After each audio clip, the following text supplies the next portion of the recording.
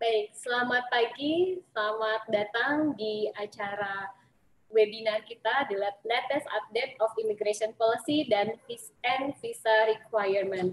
Selamat datang Bapak Ibu pembicara. Ini kita manggilnya Ibu atau apa ya, saya biasanya Mbak soalnya. Mbak aja, jangan Ibu. Kita masih di bawah umur.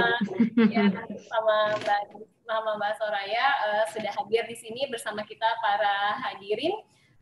Seharusnya nanti peserta kita yang join cukup banyak, tapi nanti akan menyusul saja. Ya, sebagian sudah hadir bersama kita di sini di acara program Industrial Talk Jababeka, dan saya di sini selaku moderator akan menemani Bapak Ibu hadirin sekalian selama 60 menit ke depan bersama JAC Consulting. Oke. Sebelum kita memasuki acara diskusi kita sama-sama mendengarkan lagu Kebangsaan Indonesia Raya, kemudian dilanjutkan dengan video profil kawasan industri Jababeka.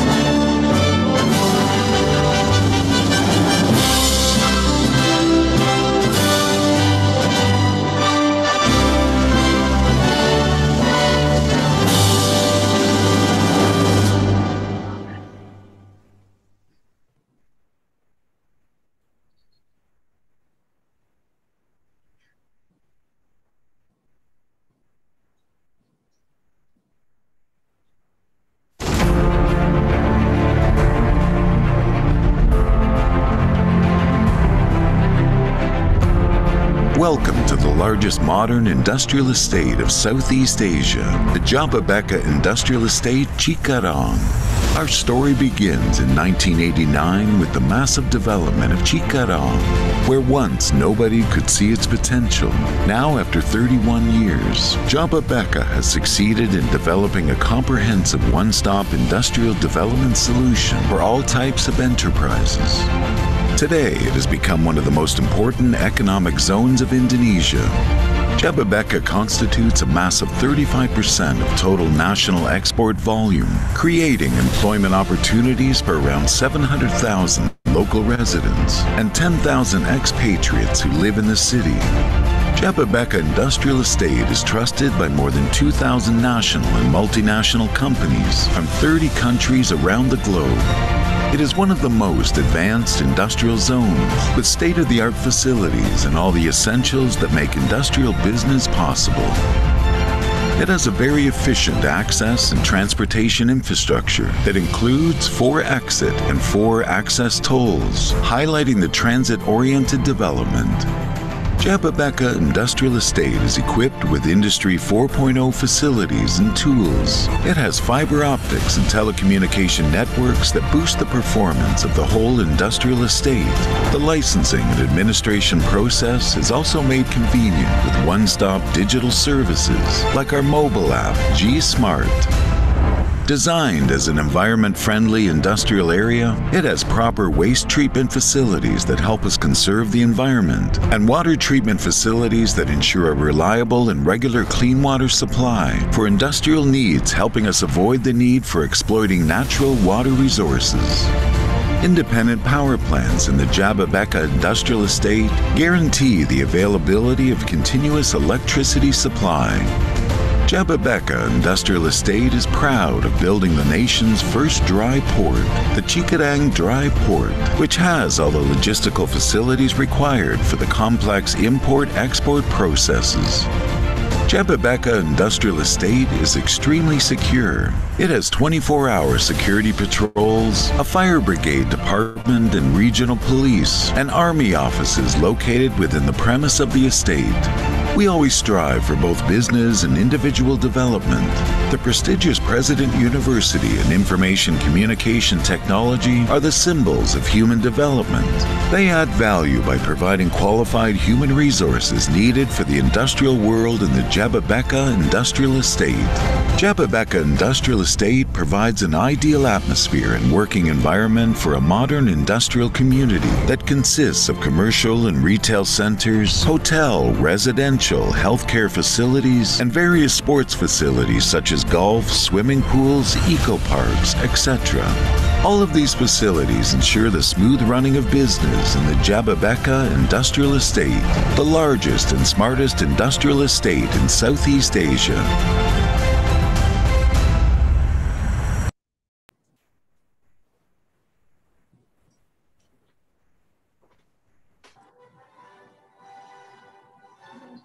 Oke, baik. Terima kasih Bapak Ibu hadirin semua dan para pembicara. Sebelum kita memasuki pemaparan materi oleh JAC, saya sampaikan bahwa dalam webinar nanti, jika Bapak Ibu hadirin ingin menyampaikan pertanyaan, bisa dituliskan dalam kolom Q&A yang ada di layar Zoom webinar Anda saat ini. Oke, saya tidak sendiri, tadi juga sudah saya sebutkan di awal, saya bersama Ibu Soraya Anissa selaku Business Development Manager of JAC Consulting, dan juga ada Ibu Dida selaku Technical Consultant dari JAC Consulting. Selamat datang Ibu, selamat bergabung bersama kami. Terima kasih waktunya untuk sharing pagi ini, dan sebetulnya ini tuh banyak ditunggu sama tenan-tenan Jababeka juga. Paling tidak buat tenan-tenan kita yang masih belum join, nanti akan kita sampaikan update-nya setelah webinar yang disampaikan oleh JAC ini, karena banyak yang bertanya, Bu, sebetulnya bisa nggak sih mereka itu datang dari luar begitu ya, sudah ada company di Indonesia gitu, datang dari luar karena mungkin kemarin kembali ke negaranya, ke head office-nya, tetapi sekarang mau balik ke Indonesia. Katanya ada yang bilang cukup dengan sudah vaksin saja bisa, tapi ngurus visanya ternyata kenyataannya masih belum bisa gitu. Nah, terus ada yang bilang harus 2 kali dulu lengkap vaksin baru bisa urus lagi, tapi belum tahu nih bisa apa enggak gitu. Katanya tunggu sampai dengan akhir Agustus ini. Nah, makanya di sini kita hadir untuk mendengarkan update-nya. Jadi sebenarnya seperti apa regulasinya gitu dari pemerintah. Nah, dan di sini tadi Bu Soraya juga sampaikan bahwa pada kesempatan kali ini akan menyampaikan mengenai informasi vaksinasi orang asing di Indonesia ya Bu ya. Iya, nanti betul. kita akan mendapatkan banyak sekali update. Mungkin kalau memang ada hal-hal yang mau ditanyakan di luar ini juga JAC sangat welcome sekali Bapak Ibu. Jadi bisa disampaikan melalui kolom Q&A. Baik, tanpa berlama-lama saya memberikan waktu dan kesempatan untuk Ibu Soraya dan Ibu Dida pemaparannya, silakan. Iya, selamat pagi. Assalamualaikum warahmatullahi wabarakatuh. Bapak Ibu partisipan yang telah bergabung di webinar yang diselenggarakan oleh Jababeka Industrial Estate bekerja sama dengan JAC Consulting Indonesia. Terima kasih banyak Bu Febi atas kesempatan dan memfasilitasi webinar hari ini. Sedikit saya perkenalkan lagi apa sih JAC Indonesia, apa sih JAC Consulting bagi Bapak Ibu yang mungkin belum pernah bergabung untuk menggunakan fasilitas dan pelayanan dari JAC sendiri. Jadi secara global nih Bu Feby, JAC ini dikenal sebagai JAC Recruitment. Kami pertama kali berdiri di London, UK, walaupun kita Japanese punya, dan di Indonesia kita establish di tahun 2002. Secara global sendiri, JAC sudah ada di 11 negara, hampir di semua negara di Asia Tenggara, India, UK, dan juga di Jepang sendiri, termasuk Jerman.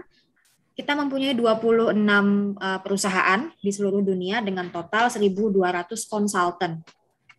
Di Indonesia sendiri, ada 3 entitas yang berbeda, yaitu JAC Recruitment untuk Headhunter, JAC Consulting, dari mana saya dan Dida berasal, dan juga ada JAC Outsourcing. Tiganya berkantor di Millennium Centennial Center, lantai 6 di Jalan Jenderal Sudirman, Jakarta Selatan.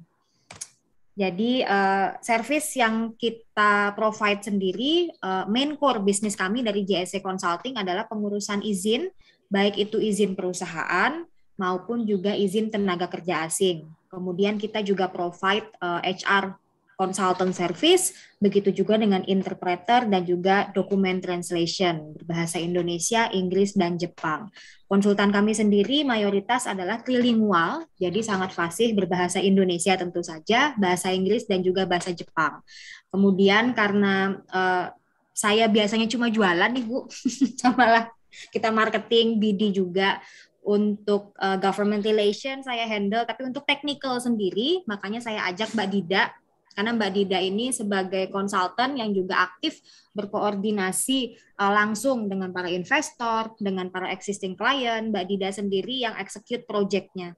Jadi ketika bedanya kita JAC Consulting dengan konsultan yang lain, biasanya konsultan yang lain Jepangnya nih yang maju. Tapi untuk eksekusinya sendiri di subkon lagi atau mungkin local person-nya di balik layar yang mengerjakan.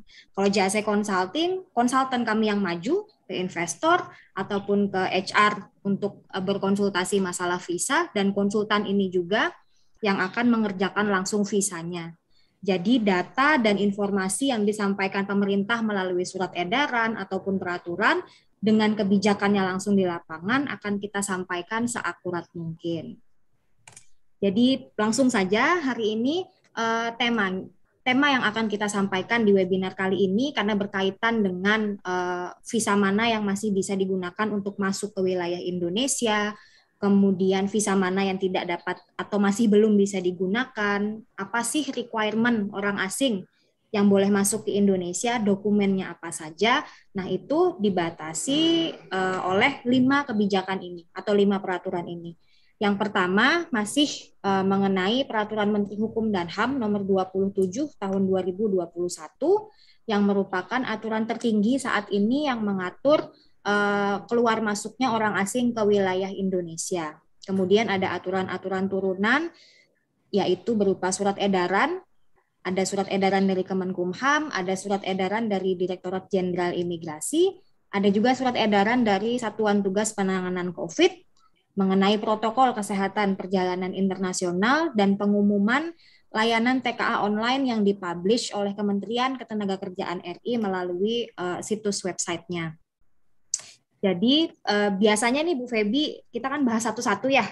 Peraturan ini rinciannya apa, peraturan ini rinciannya apa. Jadi kita sekarang merubah gaya diskusinya menjadi frequently asked question. Jadi dari satu peraturan itu poinnya apa, tapi kita buat lebih simple agar lebih bisa mudah dimengerti oleh partisipan juga. Jadi yang pertama, inti topiknya adalah siapa sih yang dibatasi masuk ke wilayah Indonesia selama masa pelaksanaan pembatasan kegiatan masyarakat atau PPKM yang sedang diterapkan baik itu level 2, 3, dan 4 oleh pemerintah Indonesia. Pada dasarnya adalah seluruh orang asing.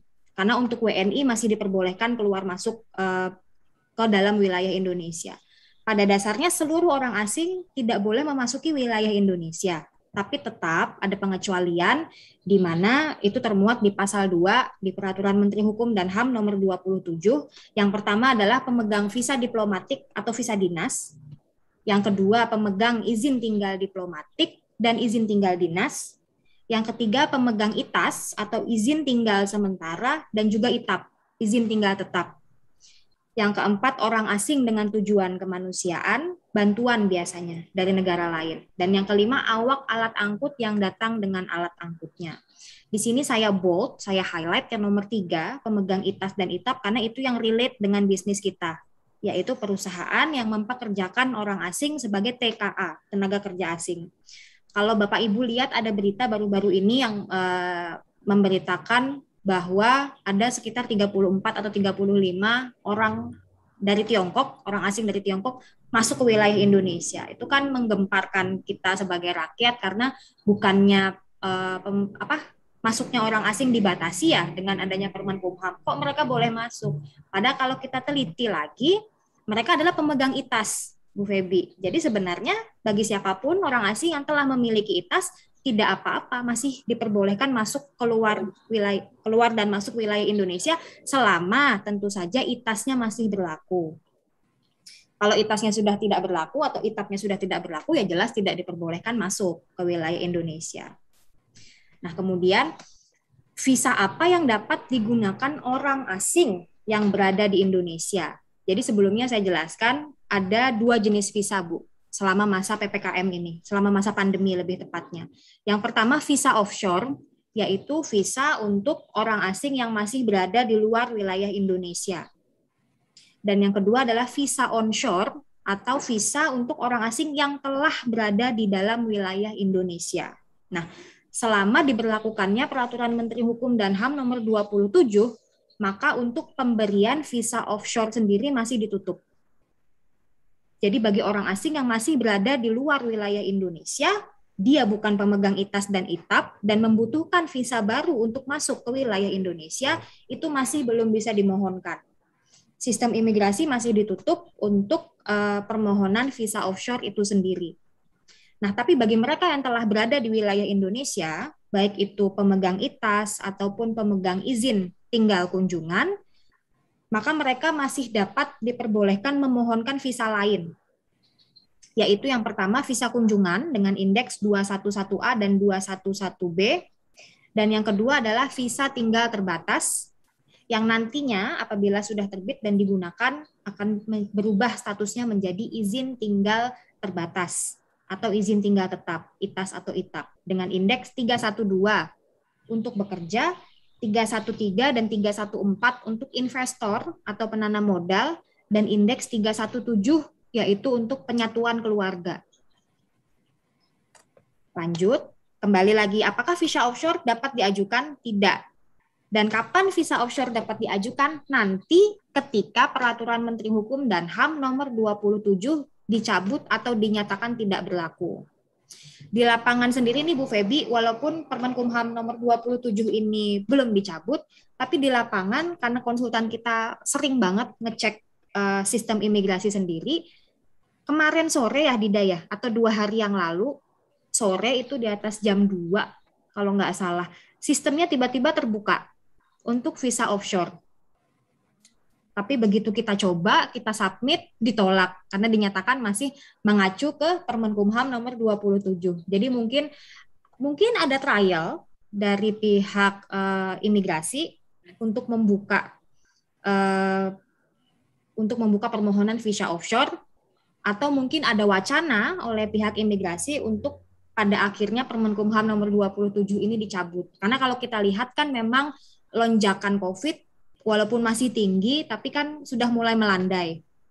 DKI, Jakarta juga yang tadinya PPKM level 4, sekarang sudah turun level menjadi level 3. Jadi kemungkinan besar dalam waktu dekat, walaupun kita nggak tahu sedekat dan sejauh apa, Permenkumham 27 ini akan dicabut atau mungkin diamandemen, sehingga ada sedikit kelonggaran bagi permohonan visa offshore.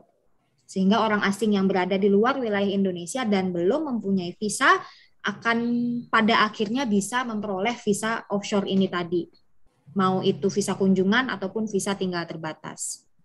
Nah, kemudian bagi orang asing yang telah berada di wilayah Indonesia, baik itu pemegang izin tinggal kunjungan ataupun izin tinggal terbatas atau izin tinggal tetap ITAP, apabila ingin memohonkan visa yang lain karena satu dan lain hal, misal ingin pindah sponsor, yang tadinya bekerja di PTA ingin bekerja di PTB.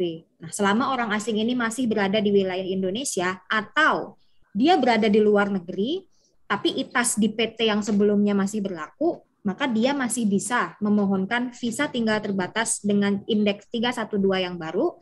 Syaratnya, yang pertama, langsung ke nomor 2 Bapak Ibu, untuk visa tinggal terbatas, syaratnya tentu saja ada kopi paspor, kemudian ada dokumen-dokumen penunjang dari PT sponsor itu sendiri. Tapi tambahannya di masa pandemi ini, yang pertama adalah nomor dan masa berlaku permit number, yaitu nomor yang tertera di ITAS. Ini sebabnya makanya kenapa cuma pemilik ITAS yang sudah ada di Indonesia yang dapat mengajukan visa onshore ini. Karena nomor ITAS di PT sebelumnya harus dimasukkan pada saat mengajukan permohonan RPTKA di Kementerian Ketenagakerjaan. Kemudian yang kedua, dokumen keimigrasian berupa pencabutan ITAS di PT yang sebelumnya, yaitu EPO, Exit Permit Only. Jadi nomor EPO atau nomor pencabutan berkas ITAS di PT sebelumnya juga akan dipersyaratkan pada saat pengajuan visa baru di PT yang baru. Itu untuk meyakinkan bahwa ketika dia sudah mengajukan izin bekerja di PT yang baru, maka hubungan keimigrasiannya sudah dicabut di PT yang lama. Sehingga PT yang lama tidak lagi bertanggung jawab atas si TKA ini. Dan kemudian yang ketiga, surat pernyataan bersedia karantina. Bedanya dengan visa offshore, surat pernyataan bersedia karantinanya adalah 8 kali 24 jam ketika mereka mendarat di wilayah Indonesia. Tapi untuk visa onshore, pernyataan bersedia karantinanya adalah apabila selama masa tinggalnya di Indonesia nanti dia terjangkit COVID, maka dia harus bersedia di karantina ataupun mendapatkan perawatan dari pihak fasilitas kesehatan di Indonesia.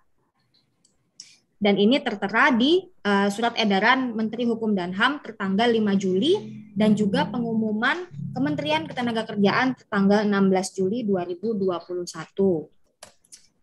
Lanjut, bagi Bapak Ibu yang kurang mengerti penjelasan saya bisa diketik di kolom Q&A, nanti setelah pemaparan kita bahas satu persatu. Mbak Dida juga kalau ada yang mau ditambahkan silahkan jump in pada saat aku memaparkan. Apakah izin tinggal orang asing di Indonesia dapat diperpanjang? Untuk perpanjangan ITAS yang masih berlaku, tidak ada permasalahan dan tidak ada hambatan selama pandemi ini. Bapak Ibu silahkan ajukan langsung perpanjangan ke kantor imigrasi sesuai domisili TKA. Namun apabila berdasarkan peraturan perundang-undangan tidak dapat diperpanjang, maka bisa di-EPO terlebih dahulu sebelum masa berlaku izin tinggalnya habis untuk kemudian mengajukan visa atas izin tinggal yang baru. Ini juga berlaku untuk alih sponsor, harus di-EPO terlebih dahulu sebelum diajukan visa tinggal yang baru.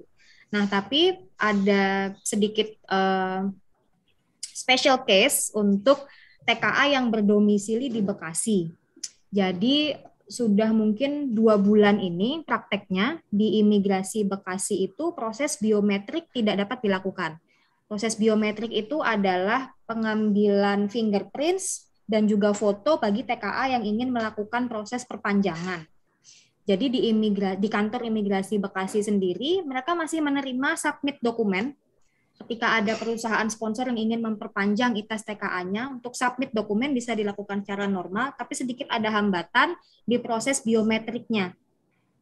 Sehingga ketika dokumen diterima, untuk penjadwalan foto dan fingerprint sendiri ada kendala. Dan ini sampai sekarang masih terjadi, walaupun tidak di semua kasus, mungkin karena lonjakan permohonan perpanjangan yang banyak dan juga keterbatasan pihak dari kantor imigrasi Bekasi sendiri. Namun pada saat, jangan khawatir bagi Bapak Ibu yang mengalami kejadian yang serupa, ketika dokumen sudah berhasil disubmit untuk perpanjangan TKA di kantor imigrasi Bekasi, maka walaupun masa ITAS-nya sudah mau habis masa berlakunya, terhitungnya adalah sejak Bapak Ibu memasukkan berkas. Jadi yang penting berkasnya masuk dulu aja Bapak Ibu, untuk foto penjadwalan fotonya nanti juga nggak apa-apa. Lanjut, apakah izin bekerja RPTKA offshore dapat diajukan di Kemenaker?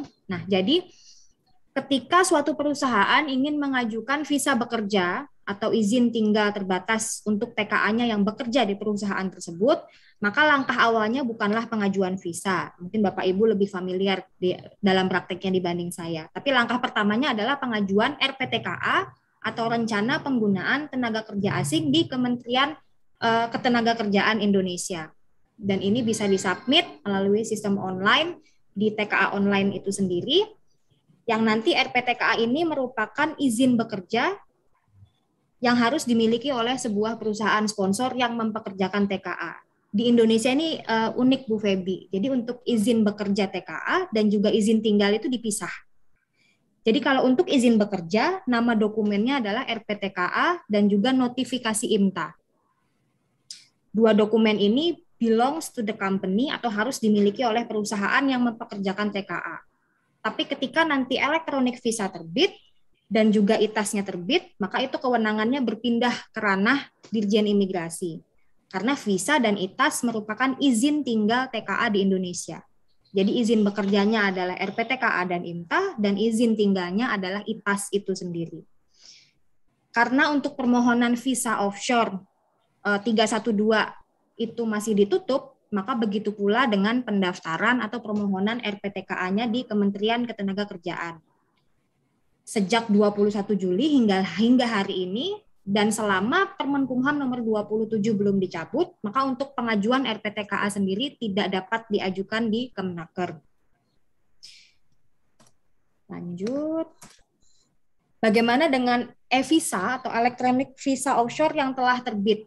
E-visa sendiri masa berlakunya adalah 90 hari sejak masa penerbitan dan harus digunakan oleh orang asing tersebut masuk ke wilayah Indonesia.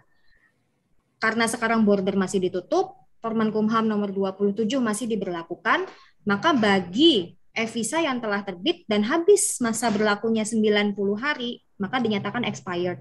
Hingga saat ini belum ada aturan tertulis yang memfasilitasi kebijakan untuk reaktivasi atau menghidupkan kembali e-visa yang telah habis masa berlakunya.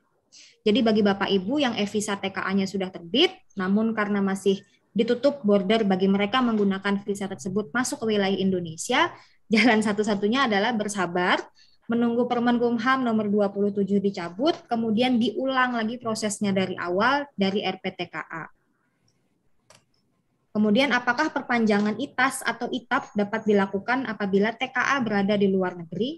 Ini merupakan fasilitasi dari Dirjen Imigrasi sendiri yang dituangkan dalam Surat Edaran Imigrasi tertanggal 16 Juli. Jadi bagi pemegang ITAS, TKA Bapak Ibu sekarang sedang berada di Jepang misal, kemudian ITAS-nya mau habis, TKA Bapak Ibu tidak harus masuk ke wilayah Indonesia untuk melakukan perpanjangan.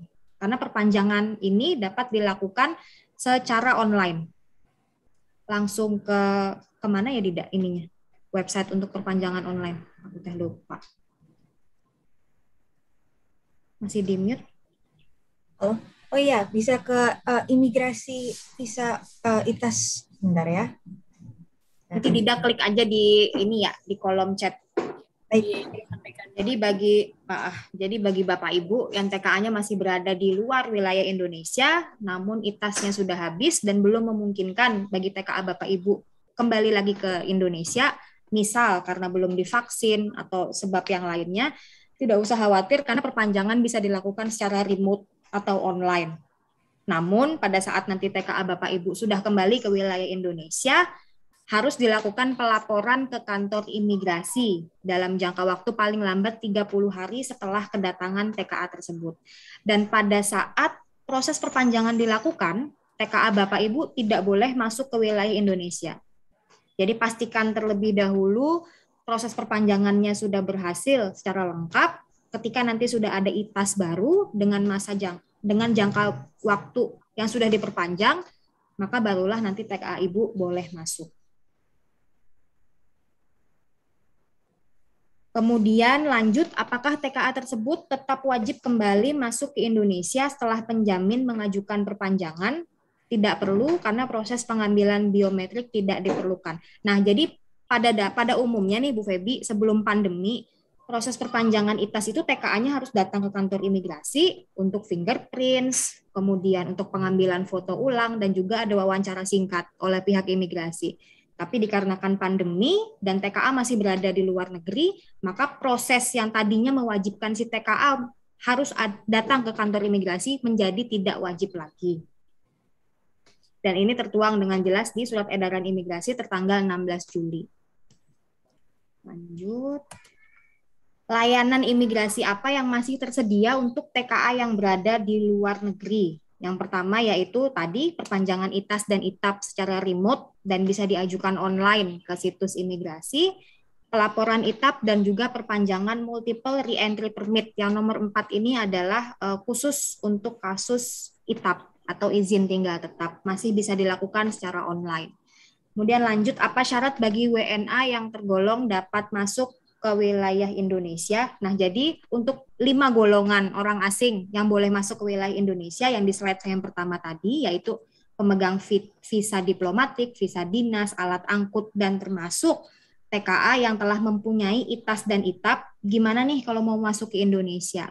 Jadi syarat pertama yaitu adalah kartu atau sertifikat vaksin dosis lengkap. Yang kedua, hasil PCR negatif yang diambil maksimal 24 jam sebelum jam keberangkatan. Bukan jam kedatangan ya Bapak Ibu, tapi 3 kali 24 jam sebelum jam keberangkatan dari negara asal.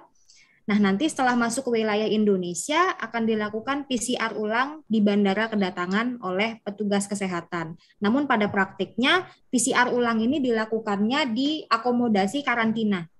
Jadi karena diwajibkan nanti karantina 8 kali 24 jam, ketika TKA tersebut sudah sampai di hotel, maka akan dilakukan PCR ulangnya di situ. Apabila hasilnya negatif, melanjutkan karantinanya, nanti di hari ke-7 di PCR lagi nih Bu Febi. Jadi setelah kedatangan itu akan di PCR 2 kali dalam masa karantina 8 kali 24 jam tersebut. Kalau hasilnya negatif, maka TKA tersebut diperbolehkan melanjutkan perjalanannya apabila perjalanan transit atau kembali ke kediaman masing-masing. Dan disarankan untuk melanjutkan karantina 14 hari lagi. Tapi kalau yang tertulis di SE Satgas nomor 18 ini hanya disarankan. PCR-nya sendiri, jangan lupa ada barcode-nya. Iya, PCR yang harus ada barcode-nya. Jadi kalau kayak antigen kan memang tidak ada barcode-nya ya. Nah, kalau PCR ini pastikan ada barcode-nya. Dan juga kalau PCR-nya dilakukan di negara yang bukan negara berbahasa Inggris seperti Tiongkok, Korea, dan Jepang, pastikan ada translation bahasa Inggrisnya. Karena ada beberapa kasus klien kita, rumah sakitnya mungkin di daerah kali ya, bukan di perkotaan. Hasil PCR-nya berbahasa Jepang murni. Tidak ada bahasa Inggrisnya sama sekali. Kemudian apakah WNA yang belum divaksin dapat tetap masuk ke wilayah Indonesia? Ya. Namun syaratnya adalah WNA tersebut berumur 12 sampai 17 tahun dan merupakan pemegang izin tinggal diplomatik atau izin tinggal terbatas atau ITAP. Jadi kalau bagi TKA Bapak Ibu kan tidak mungkin ya umurnya 17. Nah, walaupun dia pemegang ITAS, tapi kalau umurnya di atas 17 tahun, maka tetap kalau masuk harus membawa sertifikat vaksin dosis lengkap.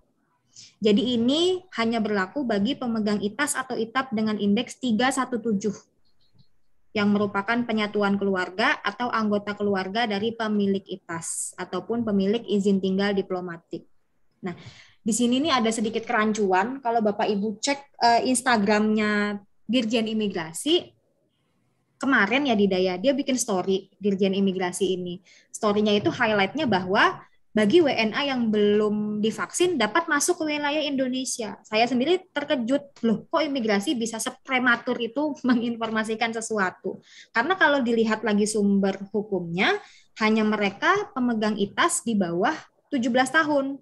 12 sampai 17 tahun. Kalau orang awam yang baca dan mereka tidak merujuk ke aturan tertulisnya, yaitu SE Satgas nomor 18, maka pasti akan berasumsi, oke lah TKA saya umurnya let's say 50, belum vaksin, boleh masuk ke wilayah Indonesia. Tentu saja tidak. Jadi hanya berlaku sekali lagi bagi WNA yang berumur 12 sampai 17 tahun dan merupakan pemegang ITAS ataupun izin tinggal diplomatik. Dan mereka itu masuk ke Indonesia dengan posisi belum divaksin, bukan berarti di Indonesia tidak ada kewajiban untuk divaksin. Mereka masuk ke wilayah Indonesia dan vaksinasi akan langsung dilakukan di tempat karantina setibanya mereka masuk ke wilayah Indonesia. Setelah PCR kedua, di hari ke-7 dinyatakan negatif. Kemudian bagaimana dengan tenaga kerja asing yang berada di Indonesia dan ingin melakukan perjalanan domestik atau internasional? Oke, jadi ini adalah mereka TKA yang berada di Indonesia dan ingin pulang ke negaranya atau melakukan perjalanan domestik di dalam wilayah Indonesia.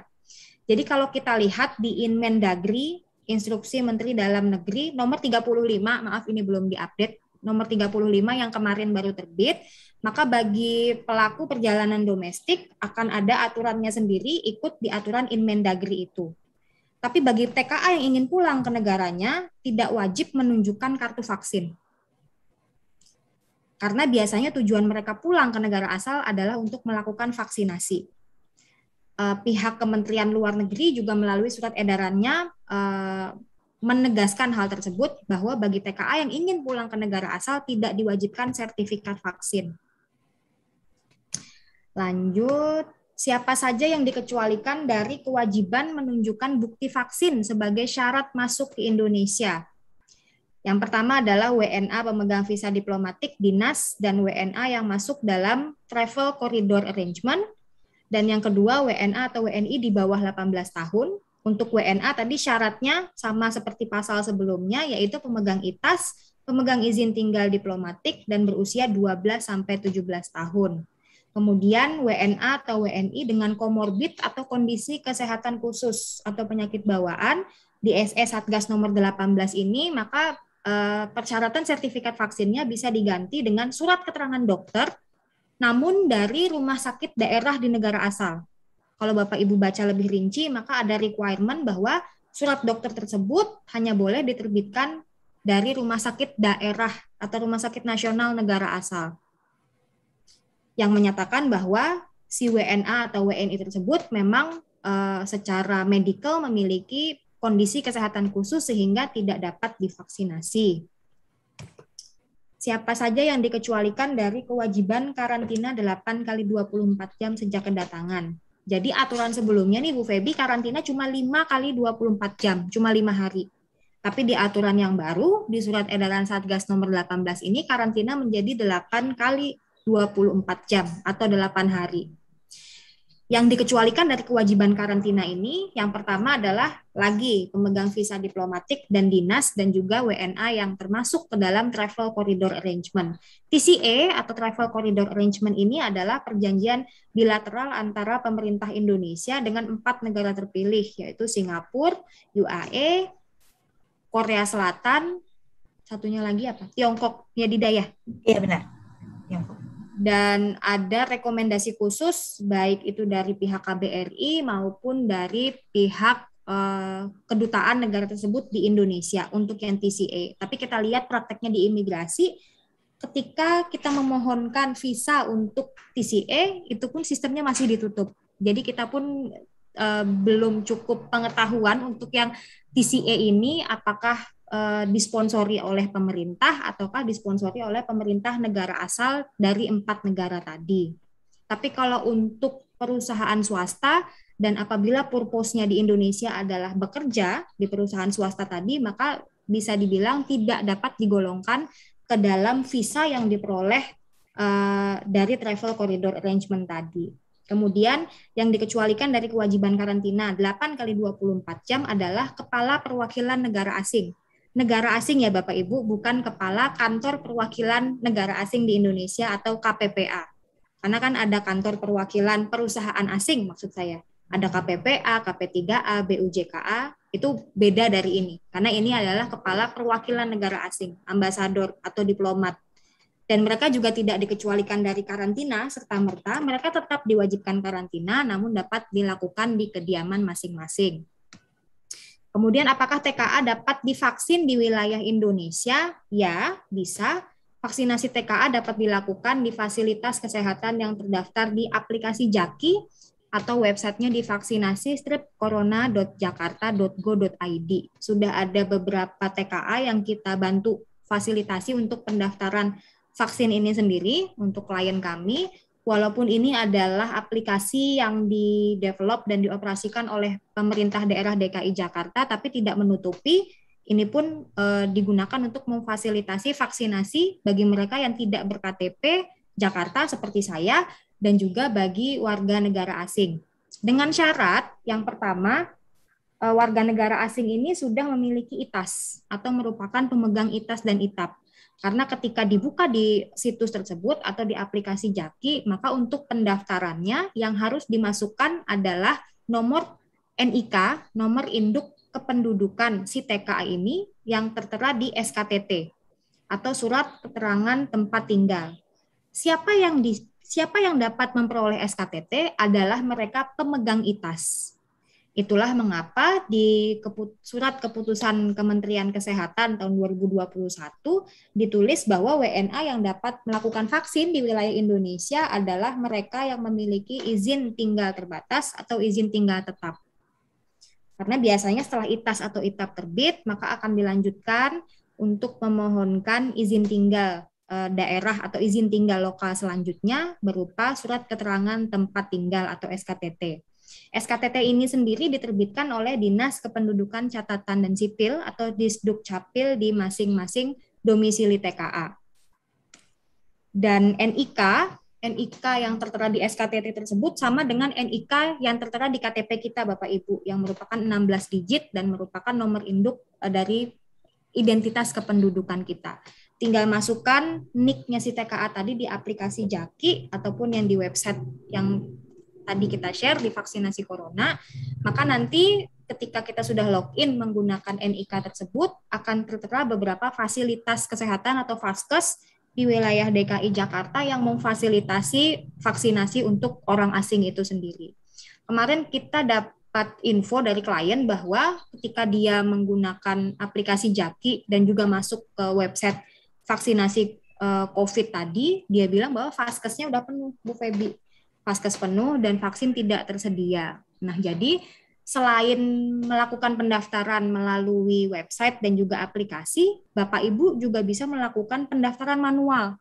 Langsung didatangi rumah sakitnya, kemudian didaftarkan manual si TKA tersebut dengan membawa paspor asli, kemudian kopi SKTT dan juga kopi ITAS untuk pendataan. Kalau vaksinnya masih tersedia, maka akan dijadwalkan untuk vaksinasinya. Di luar dari vaksinasi yang disponsori atau merupakan program dari pemerintah, biasanya secara occasional, perusahaan swasta biasanya kan mengadakan vaksin juga, Bu. Misal kayak Pertamina atau kemarin Polri mengadakan vaksinasi gratis bagi WNA ataupun WNI yang biasanya go show, langsung datang. Itu juga diperbolehkan untuk WNA selama persediaan vaksinnya masih ada tentu saja. Namun tetap prioritas utama, terutama bagi Bapak Ibu perusahaan sponsor, untuk bisa mendaftarkan vaksinasinya melalui aplikasi atau program pemerintah terlebih dahulu. Karena kalau untuk program pemerintah, pendataannya jelas dan juga supply atau ketersediaan vaksin keduanya lebih terjamin daripada vaksinasi yang dilakukan oleh pihak swasta. Seperti itu. Dida mungkin ada yang mau ditambahkan tentang vaksin? Dida sebagai duta vaksin, Ibu Febi, dia sering daftarin TKA-nya vaksin. Baik. Saya juga mau bertanya mungkin ya Bu, mumpung kan banyak sekali juga yang menanyakan mengenai vaksin ini. Ini kan kalau ini difasilitasi oleh Pemprov DKI Jakarta. Nah, kalau untuk di luar itu apakah ada juga pemerintah daerah lainnya yang sudah memfasilitasi ini? Karena masih ada beberapa termasuk Bekasi pun ya bisa, tapi mereka masih ya tadi kecuali ada program-program tertentu yang ada di sekarang kan banyak sekali Dinkesnya kita gitu, kemudian Polri begitu, itu kerjasama dan memang terbuka untuk umum termasuk TKA atau WNA gitu. Kalau untuk di wilayah lain selain DKI Jakarta, terus terang saya nggak begitu aware ya Bu, karena kita di Jakarta dan hampir semua klien kita yang TKA yang belum melakukan vaksinasi dan masih berada di wilayah Indonesia, kita suggest-nya udahlah apply aja yang di aplikasi Jaki, datangin aja yang rumah sakit di Jakarta. Rumah sakit yang dekat rumah Dida yang bisa vaksin TKA kemarin apa, Dak? RSUD Kebayoran Baru. RSUD Kebayoran Baru itu nggak perlu melakukan pendaftaran online, langsung aja datengin. Mungkin orang perusahaannya bisa yang datang ya Bu ya, untuk mempermudah proses administrasi juga. Datang lebih pagi, bawa saja paspor asli, kopi ITAS dan juga kopi SKTT. Nanti apabila vaksin masih tersedia, nanti pasti akan langsung dijadwalkan untuk vaksinasinya. Di Bekasi kemarin juga ada kok TKA kita. Di Mitra apa ya Bu? Rumah sakit di Bekasi. Saya lupa nama Ada panjangnya. mitra keluarga. RS Mitra. Itu juga ada kok melakukan vaksinasi. Baik. Dan Pemprov DKI juga nggak pilih-pilih kok Bu. Saya KTP kan Banjarmasin ya. Untuk proses vaksinasi sendiri juga tidak disyaratkan kayak surat domisili, surat keterangan RT apa enggak kok. Cukup bawa KTP aja. Jadi bagi siapapun yang memiliki NIK, kalau orang Indonesia pasti punya NIK karena ada KTP. Bagi siapapun yang memiliki NIK, untuk kasusnya WNA kan berarti dia pemegang ITAS dan juga pemegang SKTT. Maka bisa melakukan vaksinasi dimanapun. Tapi nggak bisa milih. Sekarang kan ada Pfizer, ada Moderna. Kalau kita kan kebagian yang awal, Sinovac, Sinopharm, AstraZeneca. TKA juga kadang ada yang picky, Bu. Jadi saya maunya Pfizer, saya maunya Sinopharm gitu. Tapi yang tersedia adalah AstraZeneca misal. Suggest dari kita sih selama kondisi fisiknya memungkinkan untuk menerima vaksin tersebut, ya silahkan saja. Karena vaksin yang terbaik adalah vaksin yang tersedia. Sebenarnya daripada kita nunggu vaksin yang kita inginkan lama, nanti malah nauzubillah malah positif kena misal. Dan kabar gembira untuk wilayah DKI Jakarta bagi Bapak Ibu pemegang KTP DKI, vaksin Pfizer itu sudah datang dan sudah didistribusikan bagi penduduk di DKI Jakarta, tapi tentu saja syaratnya adalah KTP DKI Jakarta.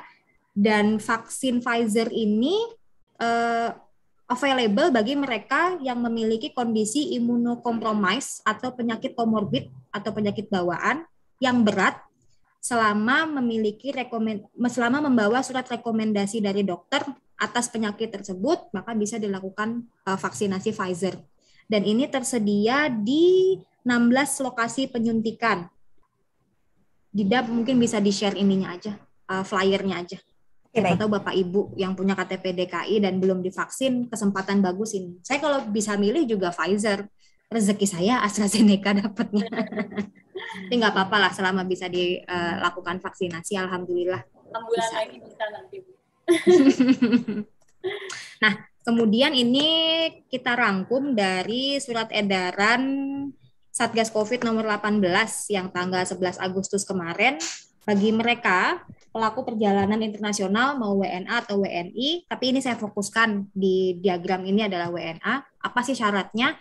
Yang pertama harus membawa hasil PCR negatif yang diambil maksimal 3 kali 24 jam dari jam keberangkatan di negara asal, dan juga sertifikat atau kartu vaksin dosis komplit atau dosis lengkap.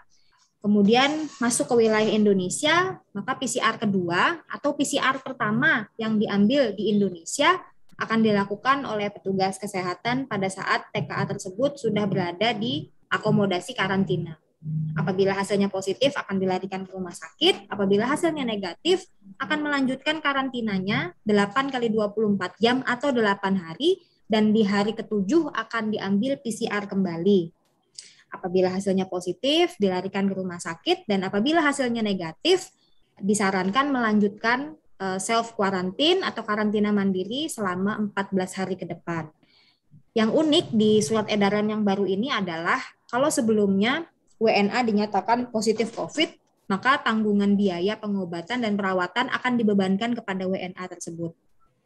Tapi di SE ini ada tambahan, apabila WNA tidak dapat menanggung biaya pengobatan atau perawatan, maka perusahaan sponsor atau kementerian yang memberi izin masuk atas WNA tersebut dapat dimintai pertanggungjawaban menanggung biaya pengobatan dan perawatan WNA tersebut. Jadi Bapak Ibu hati-hati, pastikan TKA yang mau Ibu masukkan ke wilayah Indonesia sudah divaksin secara lengkap dan memang dalam kondisi yang benar-benar sehat walafiat, untuk menghindari hal-hal yang tidak diinginkan. Karena pertanggungjawaban untuk menanggung biaya TKA tersebut apabila terkena COVID di wilayah Indonesia dapat dibebankan ke pihak Bapak Ibu perusahaan sponsor. Itu saja untuk hari ini Bu Feby. Mungkin kita bisa langsung ngecek ke kolom Q&A ya. Di kolom Q&A udah ada pertanyaan. Oke. Di kolom Q&A sama kolom chat sebetulnya. Oh iya, nggak apa-apa, dicampur aja. Baik, kalau yang kolom Q&A mungkin Bu Soraya bisa jawab live ya. Dari Bapak Mursalin Latif, apakah ada cara untuk mendatangkan TKA baru pengganti Presiden Direktur yang habis masa kontraknya? Jadi Pak Mursalin, apapun jabatannya Pak, mau Presiden Direktur hingga manajerial biasa ataupun advisor, selama Permenkumham nomor 27 tidak dicabut atau masih dinyatakan berlaku, maka permohonan visa baru apabila TKA-nya masih berada di luar wilayah Indonesia belum bisa dilakukan. Kecuali TKA pengganti Presdir Bapak ini sudah berada di wilayah Indonesia. Misal, sedang bekerja di perusahaan lain, atau sudah pernah masuk ke Indonesia menggunakan visa kunjungan atau izin tinggal kunjungan. Maka tinggal di-convert, Pak. Dan sedikit saran dari saya untuk jabatan Presiden Direktur, sebelum Bapak ajukan RPTKA-nya nanti ke Kementerian Ketenagakerjaan, apabila bordernya sudah dicabut, pastikan direktur tersebut sudah ditunjuk melalui akta perusahaan. Untuk menghemat waktu, mungkin bisa dari sekarang Bapak persiapkan RUPS luar biasanya, menunjuk direktur tersebut, dan namanya sudah ada di akta. Ketika nanti Permenkumham nomor 27 dicabut, bisa langsung Bapak lanjut ke proses RPTKA. Dari Ibu Sylvia Katriona, bagaimana cara mendapatkan SKTT untuk WNA vaksin? Kalau WNA Ibu ini adalah pemegang ITAS, sudah memiliki ITAS, maka harusnya sih sudah satu paket ya Bu ya. Ketika sudah memiliki ITAS, harusnya sudah ada SKTT-nya. Kalau belum, nanti bisa hubungin saya atau Dida terpisah, nanti kita bantu cek WNA ini dokumennya apa aja, mungkin kurang lengkap, karena SKTT sebenarnya merupakan izin tinggal lokal.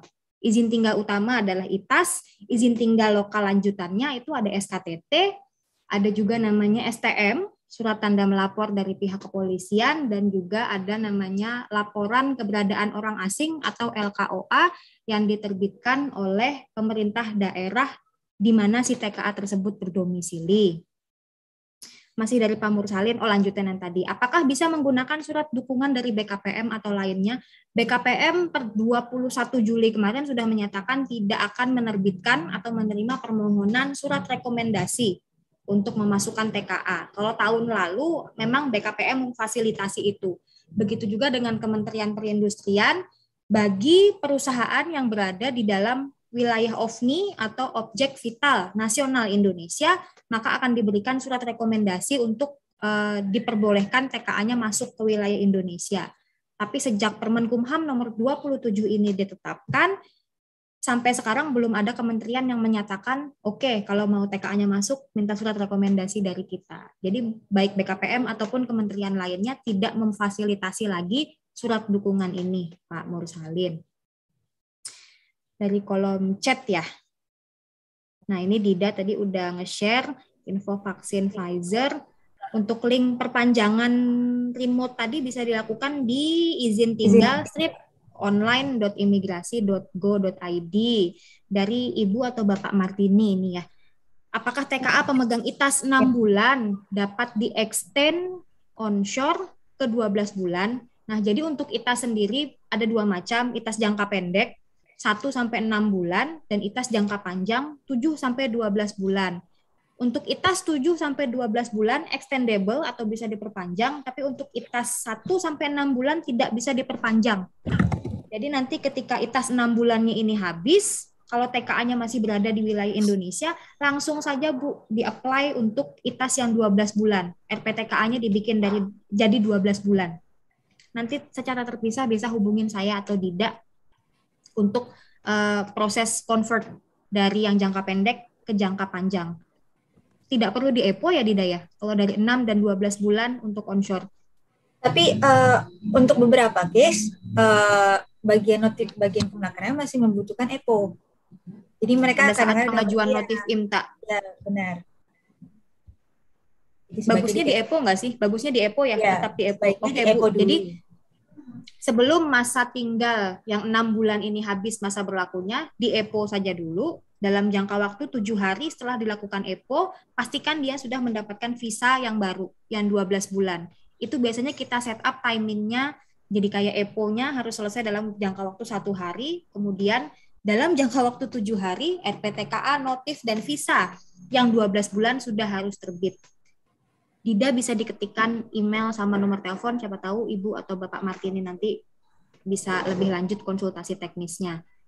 Dari Pak Mursalin tadi sudah saya jawab di kolom Q&A. Dari Bapak Riko Sinurat. Mana tadi? Ya. Apakah TKA yang masa berlaku ITAS-nya sudah habis dan sudah berada di negara asal masih bisa memperpanjang masa tinggal apartemen yang disewa di Indonesia? Kalau tergantung building management si apartemen sih Pak. Kalau memang lesinya atau si penyewanya adalah langsung TKA bukan perusahaan sponsor, bisa dikonsultasikan ke building manajemennya. ITAS-nya udah habis nih, paling datanya kan cuma ada paspor dan orangnya sudah berada di luar wilayah Indonesia, apakah bisa dilakukan perpanjangan apartemennya?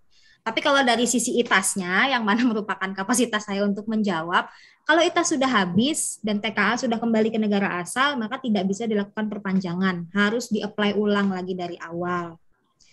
Kemudian lanjutannya dari berarti masih ada kemungkinan bisa di-extend tanpa EPO ya? Dari Ibu atau Bapak Martini berarti masih ada kemungkinan bisa di-extend tanpa EPO. Ada kemungkinan Bu, karena namanya sistem TKA itu kan yang mengoperasikan beda-beda ya orangnya di Kemenaker. Kadang kita lolos tanpa EPO, kadang kita nggak lolos tanpa EPO, RPTKA-nya ditolak. Tapi bagusnya sih di EPO dulu saja untuk sebelum dilakukan permohonan ITAS yang baru yang 12 bulan. Tambahan untuk yang bagian perubahan menjadi ITAS 12 bulan, dapat info juga, selain EPO, itu bisa dengan surat pengunduran diri. Tapi memang kalau surat pengunduran diri, sedikit saya tambahkan, kalau untuk surat pengunduran diri adalah yang alih sponsor. Jadi menyatakan bahwa dia sudah resign di perusahaan yang lama untuk dipekerjakan di perusahaan yang baru. Tapi kalau masih dalam PT yang sama, masih dalam perusahaan yang sama, memang make sense-nya kan ngapain di EPO, toh masih bekerja juga di perusahaan yang sama. Makanya ada kemungkinan ditolak dan ada kemungkinan juga lolos pada prakteknya ya Bu. Seperti itu. Ibu atau Bapak tadi Martini tadi. Saya jot down alamat email saya dan juga nomor telepon. Jadi bagi Bapak Ibu, selain ke saya bisa nanti langsung atau langsung ke Dida untuk teknikal lebih jelasnya. Saya ada pertanyaan lagi di kolom Q&A dari Pak Suharmono, mungkin langsung dijawab Bu Soraya. Apabila TKA sudah vaksin di luar negeri, apakah sudah otomatis terkoneksi dengan aplikasi Peduli Lindungi atau ada cara lain apabila tidak terkoneksi? Kalau vaksinnya di luar negeri, Pak, otomatis database Peduli Lindungi kan hanya ranah Indonesia, kecuali setelah vaksin dan ini adalah TKA pemegang ITAS, maka mungkin bisa dilakukan migrasi data. Misal, saya belum pernah mencoba terus terang, mungkin perusahaan sponsor bisa bantu download aplikasi, memasukkan data NIK yang tertera di SKTT, dan apakah dilihat di situ bisa terkoneksi langsung informasi mengenai vaksin yang telah dilakukan di luar negeri. Tapi kayaknya sih enggak ya Pak. Hanya untuk kita yang melakukan vaksinasi di Indonesia sendiri, yang datanya sudah ada di database Peduli Lindungi. Mungkin seperti itu. Bahkan yang di Indonesia juga masih beberapa yang mengalami. Nah, jadi ada yang belum terdaftar, makanya penting banget buat kita itu registrasi vaksin ke yang memang sudah pasti ada satu paket. Kemarin itu ada sedikit kendala, jadi TKA yang di Jakarta, TKA kita yang NIK-nya diterbitkan di SKTT Disdukcapil Jakarta, itu sudah melakukan vaksinasi. Tapi ketika kita cek mau nerbitin sertifikat vaksin, ketika dicek di aplikasi Peduli Lindungi itu dibilang NIK-nya tidak valid. Padahal kita cek di JAK-EVO, yaitu aplikasi Pemda DKI untuk penerbitan SKTT, NIK-nya valid. Ketika kita konsultasi ke Disdukcapil bilang, jadi untuk database, walaupun ada nomor NIK-nya, tapi ada beberapa tag WNA yang memang belum terregister NIK-nya ke dalam database Disdukcapil secara keseluruhan. Jadi di beberapa case ada TKA yang berhasil mendapatkan vaksinnya di Peduli Lindungi dan ada juga yang belum. Dan itu di luar kapasitas kita semua lah, karena sudah masuk ranah, kalau database kan berarti urusan Disduk Capil, dan Peduli Lindungi itu kementerian mana ya? Kemenkes. Oh, saya sih ya Kemenkes, dia ada, kalau di lambangnya tuh ada asosiasi dengan Kemenkes. Jadi mungkin entah dari pihak Disduk Capil yang koordinasinya kurangkah dengan pihak Kemenkes atau satu dan hal lainnya. Jadi ada beberapa memang WNA yang NIK-nya walaupun ada dan memang keluaran Disduk Capil, tapi tidak terekam di database Disduk Capil yang terkoneksi dengan Peduli Lindungi. Tapi kan biasanya setelah vaksin di Vaskes, kita kan dikasih surat ya Bu ya, hard copy, yang menyatakan bahwa namanya ini, nomor NIK-nya ini, telah melakukan vaksin dosis pertama, nanti dosis keduanya kapan. Sementara itulah jadi pegangan bagi mereka yang belum bisa mendownload sertifikat vaksin melalui aplikasi Peduli Lindungi.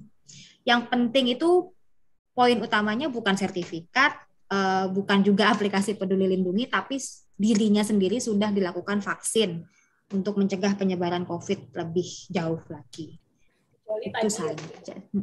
Sekarang karena menjadi entry point kita kemana-mana, itu penting juga. Tadi yang juga itu kita copy begitu untuk kita bawa kemana-mana, karena kayak sekarang kan mall sudah dibuka, itu pun menjadi syarat. Kemudian office juga sudah mulai ada uji coba operasional 50% begitu. Jadi itu pun sekarang disyaratkan. Bahkan dari Peduli Lindungi menyediakan semacam barcode yang harus di-scan pada saat kita masuk dan pada saat kita keluar. Jadi di dalam si gedung itu nanti dia akan ter-record. Ada record-nya siapa saja yang datang ke gedung itu dan dia sudah divaksin atau belum, seperti itu.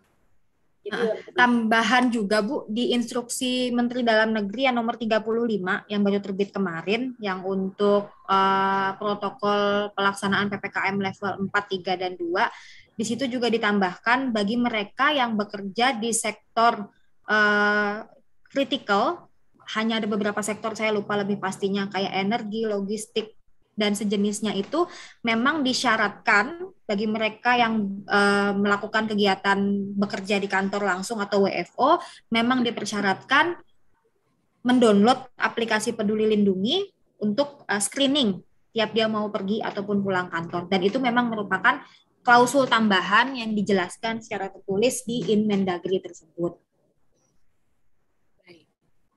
Nah, ini dari... Ada pertanyaan lagi tambahan dari Ibu atau Bapak Martini, maaf. Bagi TKA yang NIK-nya tidak terdaftar di aplikasi Peduli Lindungi, kami harus datang ke Disduk Capil atau Kemenkes ya? Ke Disduk Capil sih Bu, karena untuk pendataan NIK itu sebenarnya ranahnya adalah Disduk Capil. Karena untuk flight harus menunjukkan sertifikat vaksin ya, jadi surat tanda bukti sudah vaksin itu bisa digunakan karena hanya di sertifikat vaksin saja yang muncul barcode. Klien kita kemarin ada yang balik ke Jepang hanya membawa kartunya saja. Karena kalau di SE nomor 18 kan kartu bukti vaksinasi berupa kartu atau sertifikat. Jadi kartu yang didapatkan dari rumah sakit masih bisa digunakan untuk flight atau keberangkatan. Tapi pada prakteknya, kemarin saya berangkat dari Jakarta ke Banjarmasin, proses pengecekan di bandara itu untuk untuk bukti vaksin adalah barcode. Saya juga kaget, aduh, apakah pemeriksaan di gerbang internasional berbeda dengan pemeriksaan di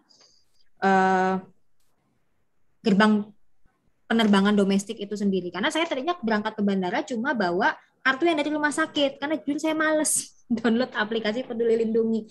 Pas saya lihat orang-orang di depan saya disuruh balik, karena karena ngeceknya dia pakai mesin, barcode-nya yang dicek. Di situ langsung saya buru-buru download aplikasi Peduli Lindungi. Disitulah saya kepikiran, TKA gimana yang nggak bisa keluar sertifikat vaksinnya. Tapi 2 minggu yang lalu TKA kita ada yang pergi cuma menggunakan kartu keterangan dari rumah sakit, dia sudah melakukan vaksin, bisa berangkat dan sampai ke tujuan dengan selamat. Mungkin itu pertanyaan nih Mbak ya, dari Bapak Riko, satu pertanyaan lagi. Dari penjelasan slide 1, berarti untuk pengajuan TKA di objektivitas nasional sekarang sudah tidak bisa ya? Kita balik ke slide 1 ya. Udah jam berapa Bu Febi? Punten. 11:10. Oh, satu pertanyaan terakhir. Nah, jadi ini pengecualian di pasal 2 Permen-Kumham bagi TKA yang masih boleh masuk ke wilayah Indonesia, pemegang visa diplomatik dinas, ITAS dan ITAP, orang asing dengan tujuan kemanusiaan, dan alat angkut yang datang dengan alat angkutnya. Jadi bagi TKA yang ingin masuk dengan rekomendasi dari kementerian manapun, baik itu BKPM ataupun Kementerian Perindustrian yang menerbitkan surat rekomendasi bagi mereka yang tergolong bekerja di perusahaan di dalam wilayah objek vital nasional Indonesia, sampai sekarang belum bisa diterbitkan. Jadi Pak Riko walaupun berada di dalam wilayah OVNI tetap belum bisa diajukan visa baru dengan rekomendasi tersebut. Nanti Bapak Ibu datanya ada di kita, slide presentasi nanti akan langsung kita emailkan hari ini, insya Allah secepatnya. Mungkin sebelum menutup saya mau tanya satu titipan pertanyaan dari salah satu investor kami, Bu Soraya. Beliau sudah sebetulnya di Indonesia sudah establish company-nya dan di sini juga sudah ada presiden dan direkturnya begitu ya. Tetapi syarat mereka pada saat mau investasi tentunya harus mendapat approval dari head office-nya, di mana si manajemen dari head office ini kan tentunya tidak ada bukan masuk ke dalam kategori TKA begitu. Nah, jadi mereka bertanya bagaimana cara mendapatkan visanya. Kembali yang kayak tadi Bu, bersabar sampai Permen-Kumham 27-nya nanti dicabut. Iya. Sementara karena dia newly established, baru di-establish, pastikan saja dokumen persyaratan atau izin-izin yang nanti dipersyaratkan oleh Kementerian Ketenagakerjaan untuk pengajuan visa sudah ready semua. Baik. Nanti Ibu bisa tektokan langsung sama saya lah dokumennya apa saja. Siap. Terima kasih banyak. Bapak Ibu hadirin, tadi Ibu Soraya dan Ibu Dida sudah memaparkan banyak sekali informasi, dan jika memang masih ada pertanyaan atau mungkin sekarang belum tadi sempat tersampaikan, bisa langsung menghubungi Ibu Soraya dan Ibu Dida. Sudah disampaikan tadi kontaknya melalui kolom chat, bisa disimpan dengan Ibu Soraya di 0812 155 78191 begitu, atau dengan Ibu Dida juga tadi sudah disampaikan nomor telepon dan alamat emailnya gitu, untuk mengetahui informasi mengenai kawasan industri Jababeka untuk investasi kemudian pengembangan bisnis Anda di kawasan industri kami. Bisa juga menghubungi saya dengan Feby di 0817 680 6445. Kami di sini terima kasih sekali lagi atas partisipasi Bapak Ibu hadirin semua, dan terutama saya sangat berterima kasih kepada Ibu Soraya dan Ibu Dida yang sudah meluangkan waktunya untuk memberikan pemaparan mengenai tema webinar kita hari ini. Sangat-sangat bermanfaat, dan kedepannya kita nanti akan mengadakan webinar lagi, tentunya tetap memberikan informasi terupdate untuk Bapak Ibu serta perusahaan-perusahaan yang ada di seluruh Indonesia. Pastinya tidak terbatas hanya perusahaan Jepang ya Bu, tetapi semua ya perusahaan yang ada di Indonesia bisa dibantu oleh JAC Consulting. Oke, demikian saja dari kami. Kami undur diri. Saya Feby. Mohon maaf jika dalam memandu acara ini terdapat kekurangan, dan terima kasih banyak Bu Soraya, Bu Dida, waktunya. Tetap sehat, tetap semangat. Sama-sama. Terima kasih Bu Feby. Tetap membawa segala sesuatu ya dalam doa tentunya, karena sekarang kita berharap ini semua bisa segera berakhir pandemi ini, dan kita bisa survive dari pandemi ini, dan tentu ekonomi juga bisa berjalan sebagaimana biasanya, bahkan lebih baik lagi. Amin. Kita tutup dari tim panitia request untuk di take a picture. Satu kali, baik kalau gitu. Bu Soraya, Bu Dida, kita ambil gambar dulu ya. Baik. Bapak Ibu partisipan, terima kasih ya. Terima kasih banyak semuanya, Bapak Ibu.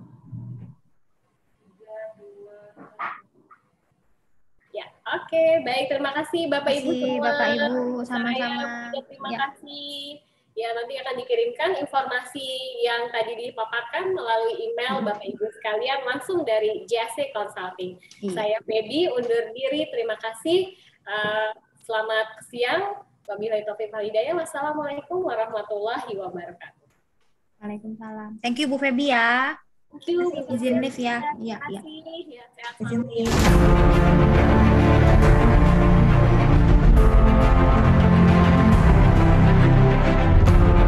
Welcome to the largest modern industrial estate of Southeast Asia, the Jababeka Industrial Estate Cikarang. Our story begins in 1989 with the massive development of Cikarang, where once nobody could see its potential. Now, after 31 years, Jababeka has succeeded in developing a comprehensive one-stop industrial development solution for all types of enterprises. Today, it has become one of the most important economic zones of Indonesia. Jababeka constitutes a massive 35% of total national export volume, creating employment opportunities for around 700,000 local residents and 10,000 expatriates who live in the city. Jababeka Industrial Estate is trusted by more than 2,000 national and multinational companies from 30 countries around the globe. It is one of the most advanced industrial zones with state-of-the-art facilities and all the essentials that make industrial business possible. It has a very efficient access and transportation infrastructure that includes 4 exit and 4 access tolls, highlighting the transit-oriented development. Jababeka Industrial Estate is equipped with Industry 4.0 facilities and tools. It has fiber optics and telecommunication networks that boost the performance of the whole industrial estate. The licensing and administration process is also made convenient with one-stop digital services like our mobile app, G-Smart. Designed as an environment-friendly industrial area, it has proper waste treatment facilities that help us conserve the environment, and water treatment facilities that ensure a reliable and regular clean water supply for industrial needs, helping us avoid the need for exploiting natural water resources. Independent power plants in the Jababeka Industrial Estate guarantee the availability of continuous electricity supply. Jababeka Industrial Estate is proud of building the nation's first dry port, the Cikarang Dry Port, which has all the logistical facilities required for the complex import-export processes. Jababeka Industrial Estate is extremely secure. It has 24-hour security patrols, a fire brigade department and regional police, and army offices located within the premise of the estate. We always strive for both business and individual development. The prestigious President University and Information Communication Technology are the symbols of human development. They add value by providing qualified human resources needed for the industrial world in the Jababeka Industrial Estate. Jababeka Industrial Estate provides an ideal atmosphere and working environment for a modern industrial community that consists of commercial and retail centers, hotel, residential, healthcare facilities, and various sports facilities such as golf, swimming pools, eco-parks, etc. All of these facilities ensure the smooth running of business in the Jababeka Industrial Estate, the largest and smartest industrial estate in Southeast Asia.